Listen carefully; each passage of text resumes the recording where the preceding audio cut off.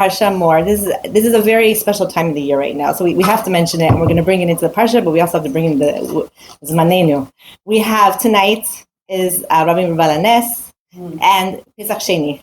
Okay, so I want to talk about Pesach Sheini. Shabbos, we have my birthday, which is also a big deal. And then we have in Parsha Amor. And then we have Rabbi Shimon Bar Yochai. We have Lag BaOmer, right, which is Monday night, Tuesday. So it's a time of a lot of light going on. And today we enter the week of Hod, right? So Hod is the midah of, Hod is glory. Hod is also Hodaya, is awareness, it's recognition, it's gratitude, which all come together. How can I be grateful if I'm not aware of something? And the most beautiful, glorious thing there is to have recognition and gratitude. We see when a person walks in the street and they're in the mindset of gratitude, they look beautiful, actually. Talking to someone who's so miserable and only complains is not a beautiful face. I actually got a big compliment. One of my kids told me that I have wrinkles that go up. And I'm like, that's so exciting. That means I smile a lot. No, I'm getting to an age where my face is starting to express, maybe permanently, that it should go up, and I should not be a person that my wrinkles go down, that I'm always frowning. So I actually took it as a big compliment. It's a milestone. Baruch Hashem, Shechianu. So, okay, what happened this week? I had a family member who had gone through a loss, okay, that a close friend passed away. And it was very suddenly, it was very tragic. And also this family member was there. Like, it was an accident. I mean, it was like a horrible thing that happened. So the person is still in a process of working through this. And it was like such an incredible insight that they had, Baruch Hashem, that they realized that if I feel guilty, it means there's a part of me that then means that I have control. And if I let go of that sensation of feeling guilty, then it means that actually I have no control. And that's very scary, right? Like, this is not the situation that happened. Let's say you're in God forbid, a person was in a car accident, for example. This is a similar situation, what happens. You're not talking about a drunk driving. You're not talking about reckless driving, anything like this. You're a passenger, you're in a car. And the car gets into an accident, and the person that you're with is niftar, right? They pass away. So inside of you, you're thinking maybe, well, I shouldn't have suggested that we went on, or maybe if I said let's go in another hour, or maybe if I said, are you sure your seatbelt's buckled properly? Like, maybe if I had said something, then the result would have been different. So let me hold on to the guilt that maybe I could have done something differently. Because if I hold on to the guilt, then that means that I have control in my life. Again, and if I don't have control in my life, if Hashem I know that in my mind, Hashem runs everything. And I can have that hashkaf and be so, so clear about it as I'm talking about it. But in my body, I want to just sometimes disconnect because I feel guilty. Because I need to feel guilty in order to not feel that I don't have control. And so sometimes we disconnect because that's a form of also having this control, of trying to control. Eating disorders a lot of times I'm trying so hard to control and I don't feel this control in my life. So I will be very much in control of this situation of what I'm eating or what I'm not eating, right? Restricting yourself is a really great way of having control. And also not having any control is actually having control, if that's making sense, right? So what has this got to do with what I'm about to bring in with so much light? And this fascinating story that of Pesach Sheini that I was thinking about Pesach Sheini. Again, I'm thinking about Rabbi Shimon Bar Yochai, Rabbi Balanes, my birthday, Parsha Amor. And I look at this Parsha, and this Parsha talks about the Moedim. It talks about all these holidays. And now the word Moed, right, is a meaning place. We don't say Chagim, right, in that context. When the Torah brings it in two Parshiot, and Parsha Pinchas, and this one Parsha Amor, it says Ele Moedim, also in Kiddush, we say Ele Moedim Mikai Kodesh, right? A Moed is a meaning place. Shabbat, it says in here, is Mikra Kodesh, and it's just Mikra Kodesh. It's something that every 6 days happens. Shabbat then comes in, and you have nothing to do with whether it's going to happen or not. You have to just be in Shabbat. I call Shabbat the romantic, getaway with Hashem. Candlelight, wine, good food, dress pretty, and you're in this romantic, you're supposed to be anyways. That's the idea of it, where you're just being with the person, being with HaKadosh Baruch Hu, the sensation of being. Whereas Mikra Kodesh, that we have to call it Kodesh. We have to call it means that, yes, There was the edim, there were the witnesses that would come and say, okay, today's the first day. I have a part in taking that. Yom Kippur is not going to just happen on its own. It will happen actually when I start declaring a process that this is Rosh Chodesh Tishrei, right? Pesach is actually also not going to just happen on its own. It's going to start when I say, I look up and I say, hey, Nisan, right now, which could mean it could be today or it could be tomorrow, or maybe it was yesterday. And also we know that Shavuot is not mentioned in the Torah. It's a consequence of 7 weeks. This is what happened. But from when? There's no date. It could be, hey, Vav, Zion. Something about the Torah. Getting the Torah is something that's very like, I don't know. It's a dateless. It's also placeless, kind of. Where is Har Sinai? Where is this place, right? So it doesn't say the 15th of Nisan is Pesach? No, it says the 15th day of... No, I'm sorry. The actual designated day of when it's going to be, but the fact that I could say that today is Rosh Chodesh Nisan will mean that maybe then, so 15 days from now is going to be on Thursday or whatever. I don't know. Right now I can't think. But let's say I didn't see that new moon until tomorrow. So therefore Shavuot's the next day because it's 7 weeks. It's not based on, it has to be on a certain, so it's 7 weeks from when I declared it. And what if ER is a full month? What if Nisan is a full month, depending on when I declared it? So really now, okay, we have the calendar that our Chachamim said, okay, it's going to be on Vav always. But in the Torah concept of time, it could be any day. I mean, not any day. It could be on a 5th, a 5, or a 6 or 7. Okay. So what happened though? It's actually not right now, and I might bring it up again later on in Bamidbar. But we have in Sefer Bamidbar, we have the story where it says that on the 14th day of the Chodesh of Nisan, right? So they were in the Bamidbar and they bring the Korban of Pesach. And then you have these people that come and it says that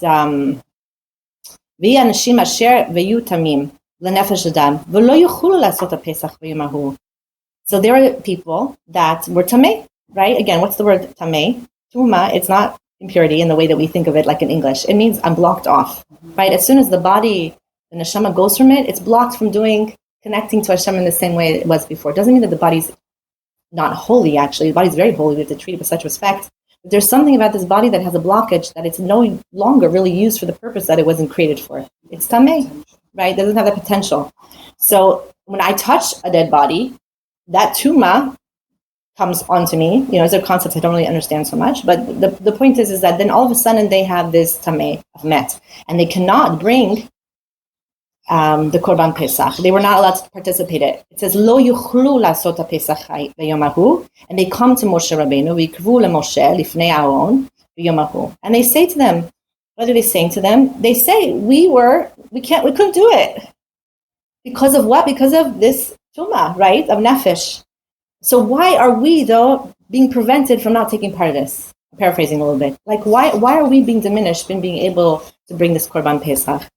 And, every year, I think it's it's a huge thing about the concept of you have a second chance, this beautiful concept of second chance, but I saw it a little bit differently this year, which is what? Tonight, we're going to have a pizza party with matzah in my home. And on Pesach, I'm not having a pizza party with matzah. I'm just having matzah. Something happened and you can't go back. Don't tell me that if, Rav Levi brings in Rabbi Natan, he gives him a shell. He says that if I missed shofar on the first day or second day of Rosh Hashanah, I can't say in February, blow that shofar and let's do it. If I did not sit in a sukkah during the week in Tishrei when I'm supposed to, and I decide in July I'm going camping, let's just make a sukkah, I'm not fulfilling the mitzvah. I can shake the lulav and etrog as much as I want, but if it's not during the time, I don't get a mitzvah for that. So what's this Pesach Sheini, second chance? I'm not actually having a second chance because I can't go back to what was. What's fascinating is they knew why they couldn't. I really saw these people as saying this was the reality that would happen and we were makabel of the situation that we were in. This is just what happened. I'm not going to feel guilty about the nisayon that you gave me, Hashem. You gave me a test. We had something we were doing, and I'm not going to feel guilty about it. Why? Because if I feel guilty about it, it means that I'm in control. So I'm relinquishing control and telling you, Moshe, this is what our situation was. It's not like I was reckless and therefore I touched the tameh. Then I have to do tshuva, and that's a whole other inyan. And then maybe that next Yom Pesach, I'm actually doing a tikkun. It is really the zman. This is something very different. This is creating a new chag. And a month later, of what is it saying? It's saying, Hashem, the test is only a test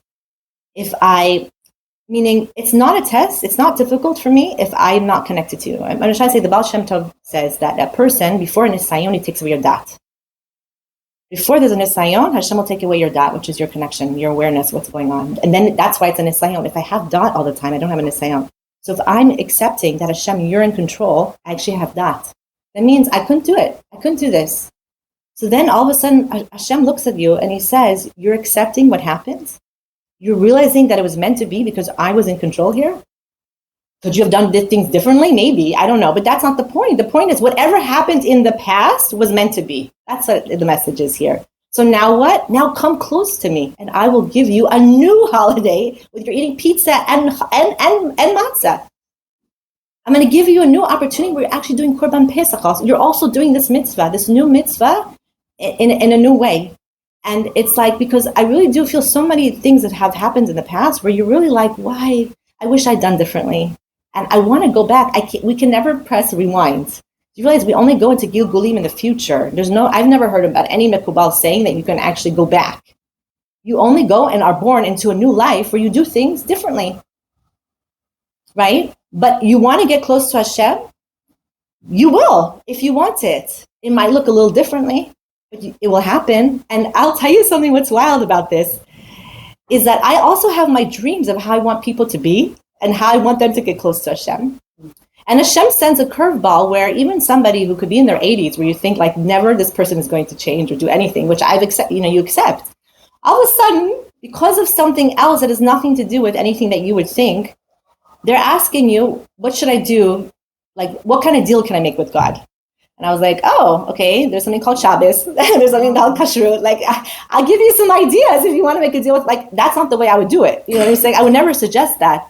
But if you're accepting a situation means I'm not in control, what deal should I make with God? It means actually you have Yirat Shamayim. Because it means that you believe in a God. Otherwise, why, you know what I'm saying? Like, why make a deal with him if you don't believe in him, right? Which is a huge thing.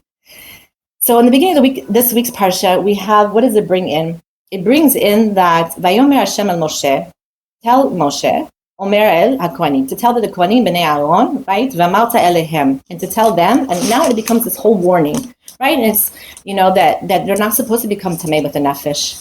And Rashi brings in the very famous, that this is for the parents to make sure that they're warning their children.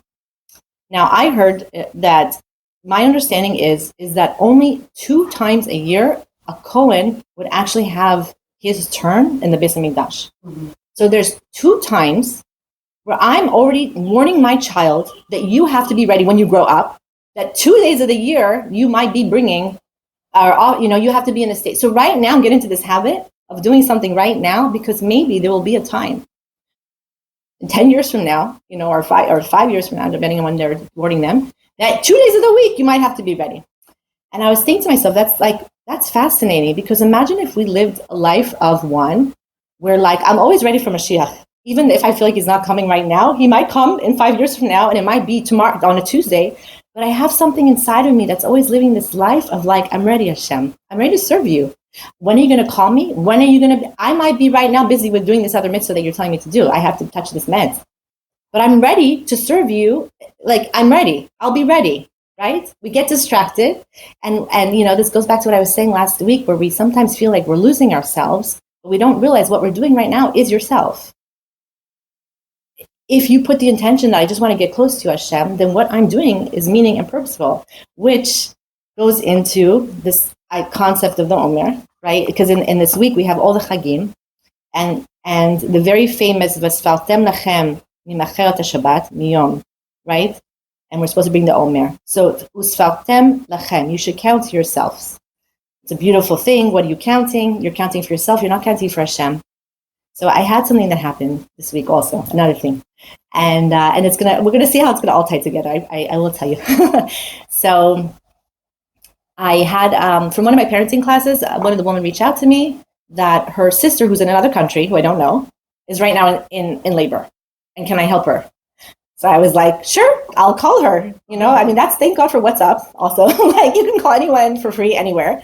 And I said, I'm happy. You're reaching out to me. I'm happy if I have kelim to help somebody that HaKadosh Baruch Hu, not only was I trained in something, but I have a calming voice. I have the patience. And you know what? Right now, why not?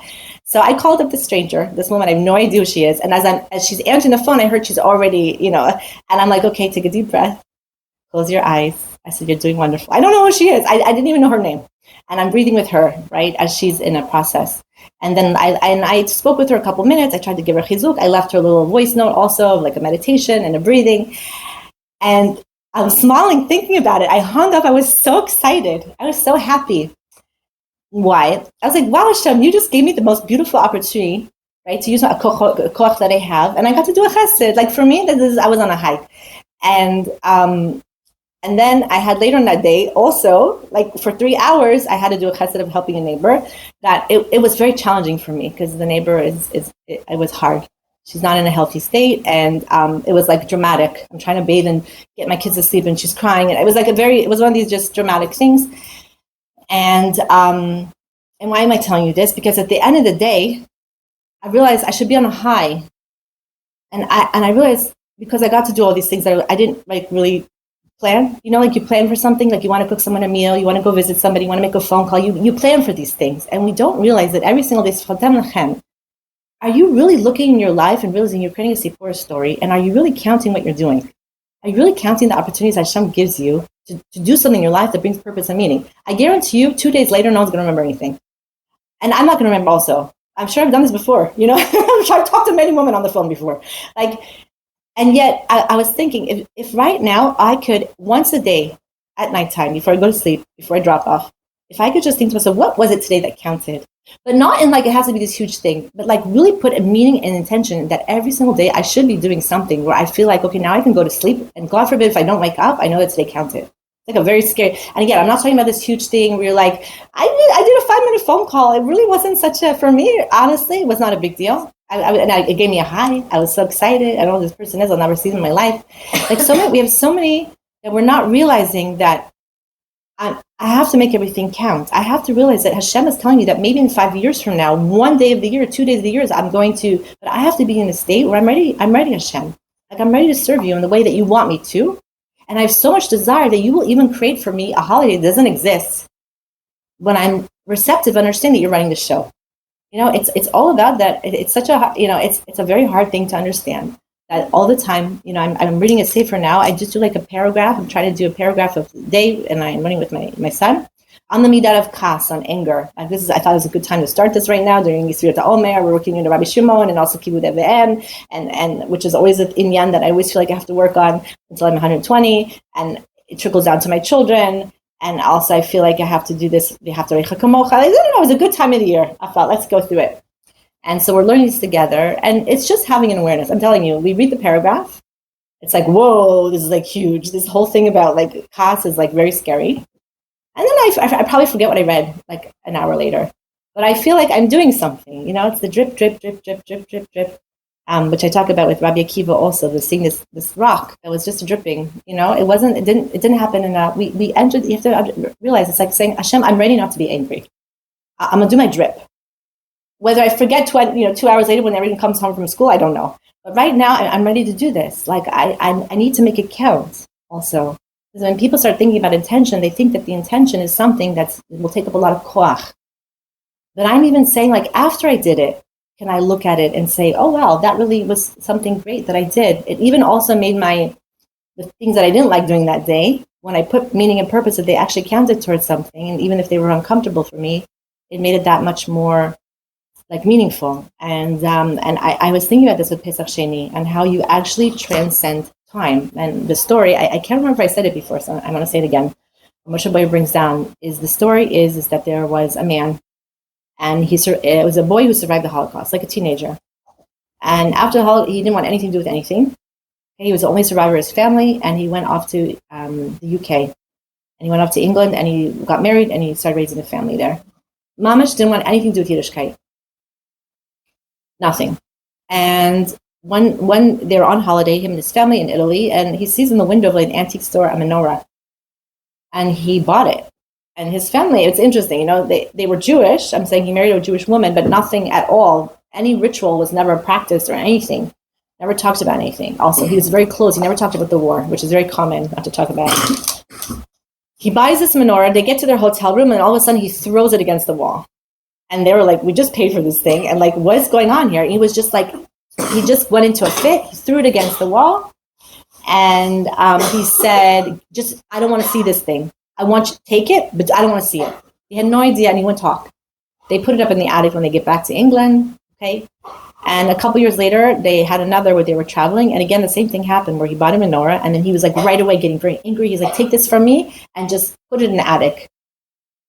Fast forward, he was diagnosed with some kind of, I didn't understand what the disease is, but some kind of eye disease that knew he had to do a surgery, and the results of the surgery are either you lose your life or you lose your eyes. It wasn't such a great, there's not like great results. And it was in the middle of July, and he said to them, I'm going to do the surgery, but I need 9 days. 9 days? 9 days. And what does he do? He goes home, and he goes up to his attic, and he takes out a menorah. It's July, you guys. It's Tammuz. He brings down the menorah, and he looks at it, and then he takes a candle, and he lights it, and he says the bracha. The brachas. He lights it, and his family's looking at him like, this is really weird. And he's looking at it, and then he just breaks down and starts to cry. What happens? He finally opens up his story that when he was in the camps, the only survivor was him and his grandfather. And his grandfather he loved so much. His grandfather gave everyone chizuk. It was a very firm person. He was a tzaddik. He was giving chizuk to everybody. He was always, it was carrying him through. He had lost everybody but the Zaidi. And then one day, the Zaidi comes to him and he says to him, I have a little bit of margarine and I have a thread from the shirt. Tonight's the first night of Hanukkah. We're going to go light. So him and the boy, they go out a little bit to like this foresty area. And the Zaidi starts to get very, very, very emotional. And he's starting to say the brachot. And the boy hears footsteps. And he's trying to tell a Zaidi, and the Zaidi doesn't pay attention. He's too much caught up in these brachot. And the boy goes up and climbs up on the tree. He hears the Nazi coming, and the Nazi sees the Zaidi, shoots him, and with the dog then starts to ravishly eat the Zaidi in front of his eyes. He's watching this from above. And at that moment, he vowed, I will never do anything again. I don't want this, and I don't want the God, and I don't want anything.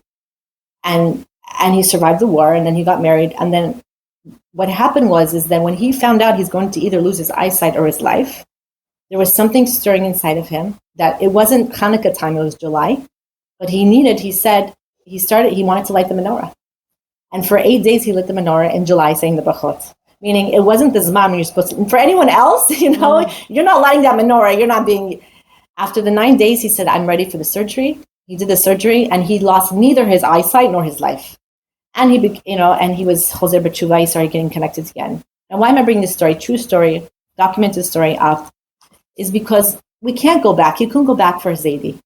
You understand? He couldn't go back. It's not that in life, but when you completely accept that this must have happened for a reason that I can't understand why, and that Hashem, I still want closeness with you, then Hashem gives you this, he creates a new opportunity that is actually even more elevated than in a certain way that if he had done this and it happened to have been Hanukkah time when he did it.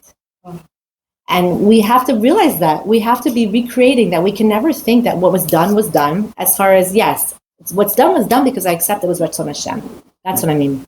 But that means, though, if I'm accepting what's Ratzon Hashem, then all of a sudden Hashem will produce something that's completely new and a new way of connecting, which is, it's amazing. And Rabbi Shimon, so now how are we going to connect this to Rabbi Shimon Bar Yochai? We know the famous story of Rabbi Shimon, right? He's commenting, and mind you, it wasn't that they were like talking and gossiping. Someone, one person is mentioning something, Rabbi Shimon is stating his opinion, and then one person happens to go home and maybe says to his wife, yeah, we were discussing things. He wasn't like saying, oh, guess what happened? This one said this, but this one said. But he's saying one thing that leads to one thing, that leads to one thing, that leads to one thing. Last week I sat for like an hour and a half.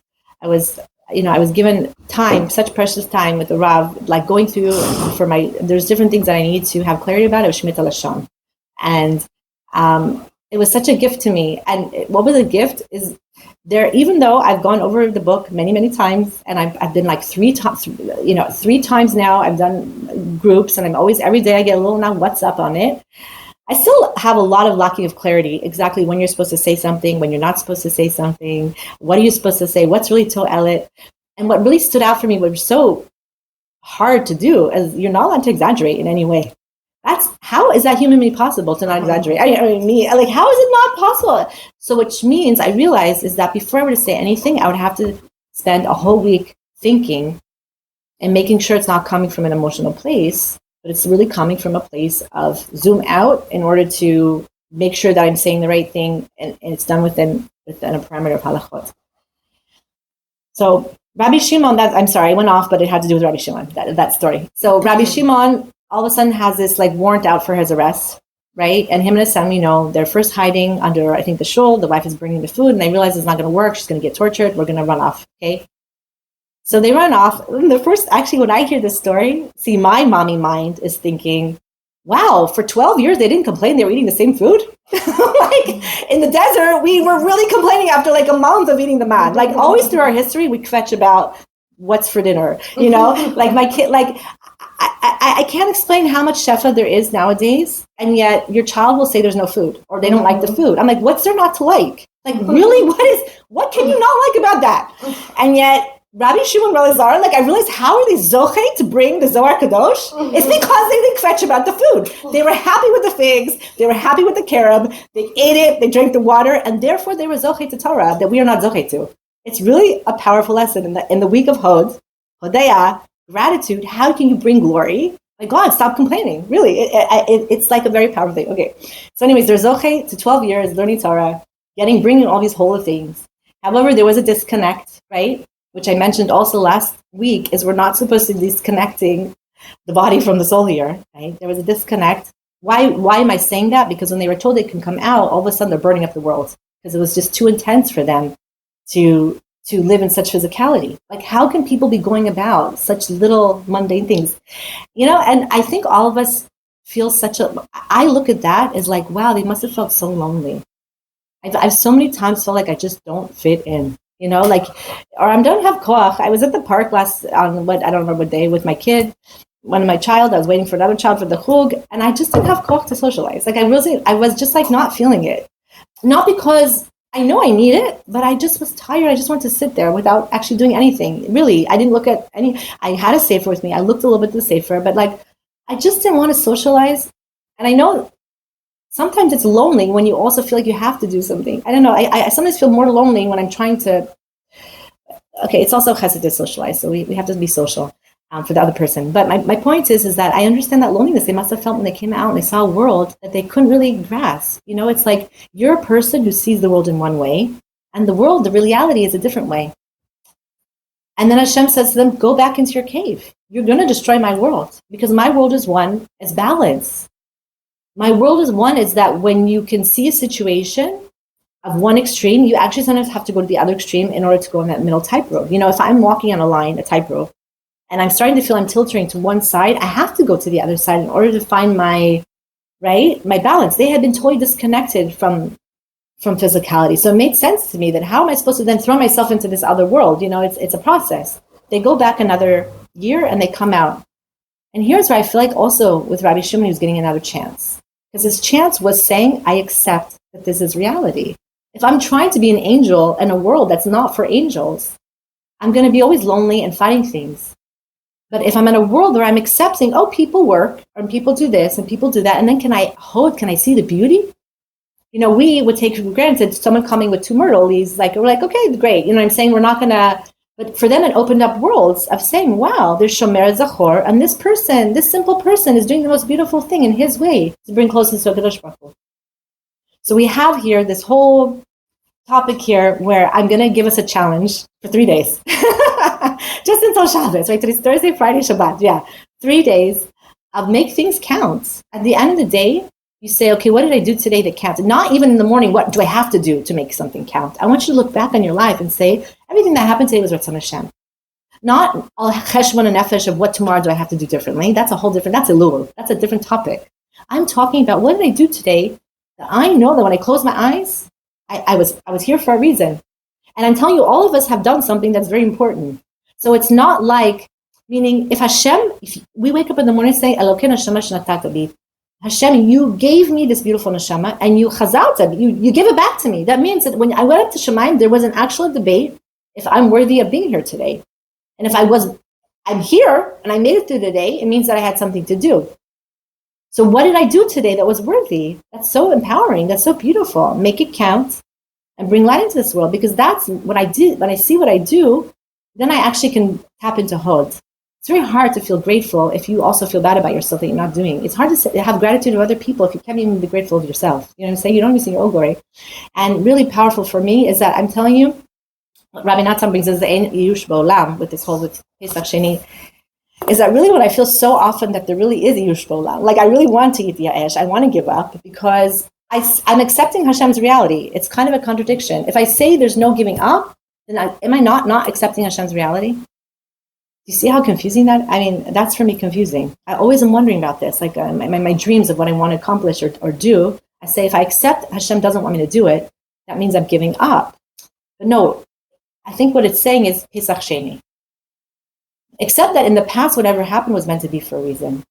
But also know right now you can create a new reality. You can create a Pesach Sheini. You can create Hanukkah in Tammuz, which means the purpose of Hanukkah, of lighting those candles, is to see Hashem in your life and to accept it. Not to turn away from Hashem and saying, I can't deal with it, or it's too painful for me, which is normal. But Hashem, I see you. Like Hanukkah is all about Li'otam, Livad. Just look and see Hashem in your life. And there he is, V'zat Hashem. You should be zoche, lots of light this weekend. There's 3 days, bringing Hod, lots of awareness. What did I do? Svartem, make it count. Do it. And I bought for 2 kids and myself, 2 little kids, I bought a pinkas. For 1 shekel, you buy a little notebook. And I told them, we're doing this together, like, the complainers. I'm like, I've done this before in the class. I'm like, we're going to write down what we did today. That was amazing. And also we're going to see that we're going to say, okay, this was like, I was making, we were making cookies and it was like with the full Kuzmin, like the whole spell. Usually I use 80%. So it's a little bit like softer, but this was like the full because that's what I had. And my daughter was like, I don't want this. It's so brown. And I was like, okay, now add the second part. She's like, what do you mean? I'm like, I don't want this. It's so brown. And it's healthier though. So I was like, see the Sat Sheini, we're doing a mifsa.